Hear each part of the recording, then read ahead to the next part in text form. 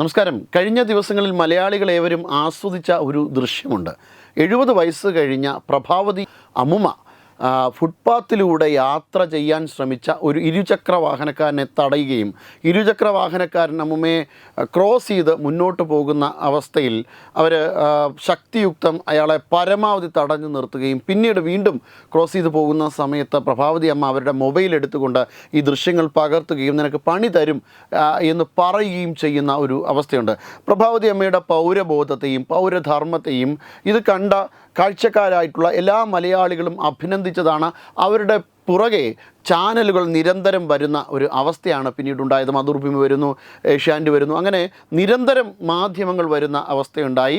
ആ ഒരു അവസ്ഥയിൽ പ്രഭാവതി അമ്മയ്ക്ക് തോന്നലുണ്ടായി, താൻ ചെയ്ത കാര്യം വീണ്ടും ഇത് ആവർത്തിച്ച് കഴിഞ്ഞ് കഴിഞ്ഞാൽ പിന്നെയും തനിക്ക് കുറച്ചുകൂടി വലിയ പിന്തുണ ലഭിക്കുമെന്ന്. പക്ഷേ സംഗതി അതല്ല. പിന്തുണ ഒക്കെ ലഭിക്കുമായിരിക്കാം, പക്ഷേ അവിടെ അമ്മയുടെ ഒരു സുരക്ഷിതത്വം സർക്കാർ ഉറപ്പുവരുത്തേണ്ടതുണ്ട്. കാരണം പല തരത്തിലുള്ള യാത്രികരാണ് നമ്മുടെ നിരത്തുകളിലൂടെ കടന്നു പോകുന്നത്. ചിലപ്പോൾ അവർക്കിടയിൽ തന്നെ ഇത്തരം ക്രിമിനൽ വാസനകളുള്ള പലതരത്തിലുള്ള ക്രിമിനൽ വാസനകളുള്ള ആൾക്കാരുണ്ടാകും.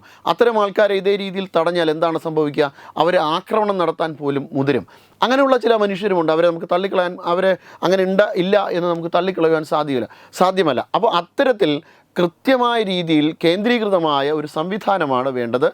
പ്രഭാവതി അമ്മയുടെ സുരക്ഷയും വളരെ പ്രധാനമാണ്, അതോടൊപ്പം തന്നെ റോഡ് സുരക്ഷയും വളരെ പ്രധാനമാണ്. അത്തരത്തിൽ ഒരു കൃത്യമായ നിലപാടുകളാണ്, കൃത്യമായ രീതിയിൽ കേന്ദ്രീകൃത സംവിധാനമാണ് ഇവിടെ വേണ്ടത്.